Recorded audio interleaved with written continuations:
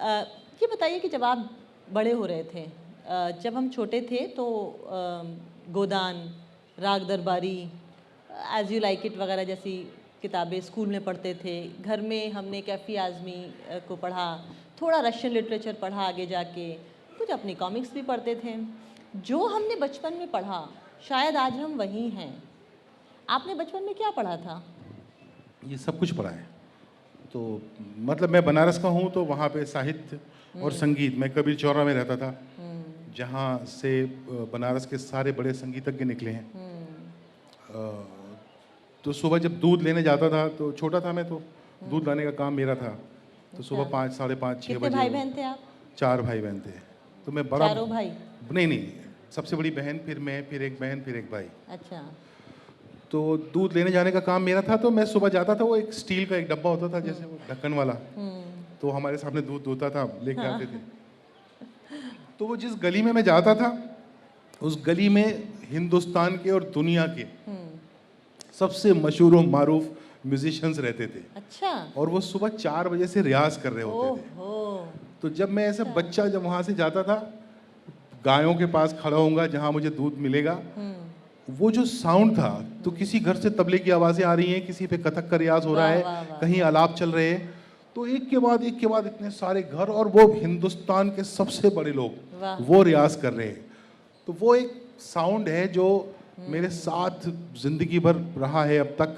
लोग मुझे कहते हैं मेरी फिल्मों का म्यूजिक बड़ा अच्छा होता है, कैसे तू इतने अच्छे गाने चूज करता है?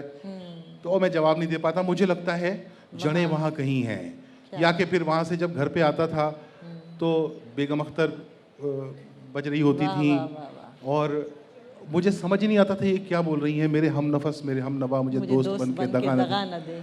तो दोस्त बन के दगा न दे तो समझ में आ जाता था, लेकिन हम नफस हम नवा समझ में नहीं आता था। और उस जमाने में रेख्ता था नहीं।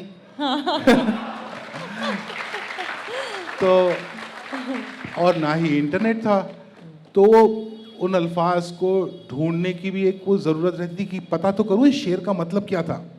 वहाँ से मेरी एक्चुअली उर्दू का मेरा प्रेम वहाँ से शुरू होता है। वो पूरा बेगम अख्तर, मेहदी हसन, गुलाम अली साहब, जगजीत सिंह, इन लोगों को एट्रीब्यूटेड है कि मतलब अभी हम लोग शूट कर रहे थे लखनऊ में, तो पता चला बेगम अख्तर साहब की मज़ार है वहाँ, तो हम सारे गए। तो हम लोग बैठ गए उनके जाके पैरों में। अच्छा।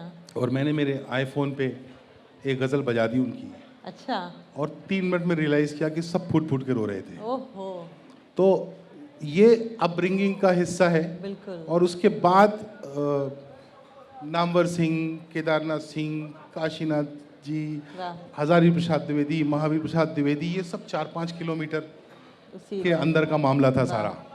तो इनकी किताबें हिंदी स्कूल में पढ़ा, गवर्नमेंट कॉलेजेस में पढ़ा, तो हिंदी की अच्छी तालीम रही, संस्कृत रही।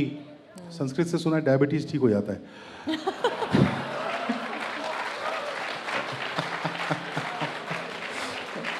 और कोलेस्ट्रॉल भी कम होता है। तो वैसे अगर ये डर दिखा के कुछ हम नई भाषा सीख सकें तो कोई हर्ज नहीं है। हाँ, उर्दू, संस्कृत, बिल्कुल, संस्कृत, उर्दू, ये सब बहुत खूबसूरत भाषाएं हैं।